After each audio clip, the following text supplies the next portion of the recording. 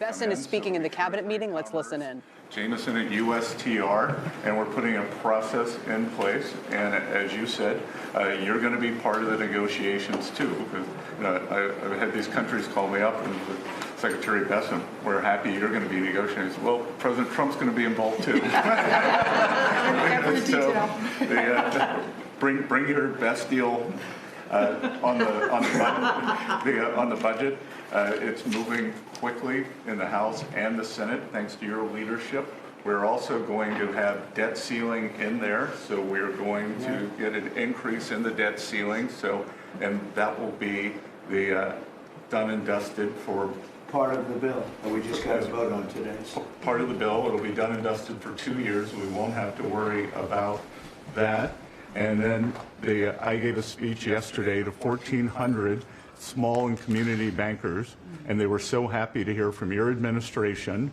And I told them Wall Street's done great for the past 4 years, 10 years, 20 years. It can continue doing great, but it's Main Street's turn now, and it's those small bankers through deregulation, through emphasis on Main Street, your Main Street agenda, bringing back jobs, that is going to power the smaller communities. And then finally, the bond auction went very well yesterday. We had a lot of foreigners show up as the support, showing that the U.S. is still the best place to invest. The inflation report, as you said, was quite good.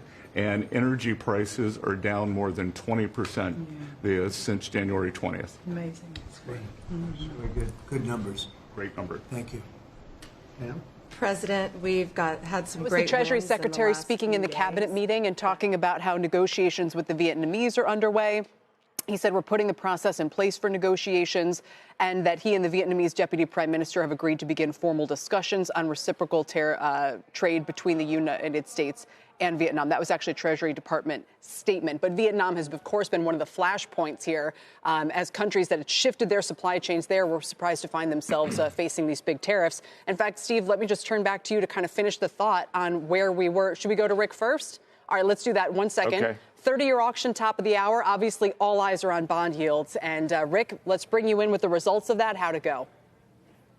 Yeah, it went very, very well. We just heard the Treasury Secretary bragging about yesterday's 10-year auction. Today's 30-year, well, technically 29-year, 10-month auction went every bit as well. The yield was 4.813. What's notable there, and what gets the biggest grade markup, and this was an A as an apple, is that it was 2.5 basis points below the when issued market. Lower yield equals a higher price. The government was the seller. You heard me say that many times. So back-to-back, very, very well received auctions. Now, if we pick some of the metrics, one that jumps out at me is that the dealers took a little over 12%. The 10 auction average is 15%. All the metrics were good. And as you see, yields moving lower, led by the long maturities. That's very fascinating today because most of the action I'm buying has been in the short maturities, like 2-year, 3-year, 5-year. The long-dated Treasury yields, for the most part, have been higher all day, but they are now starting to come down a bit. It's going to be very interesting, Kelly and Steve, to see how we relink with what's going on with equities.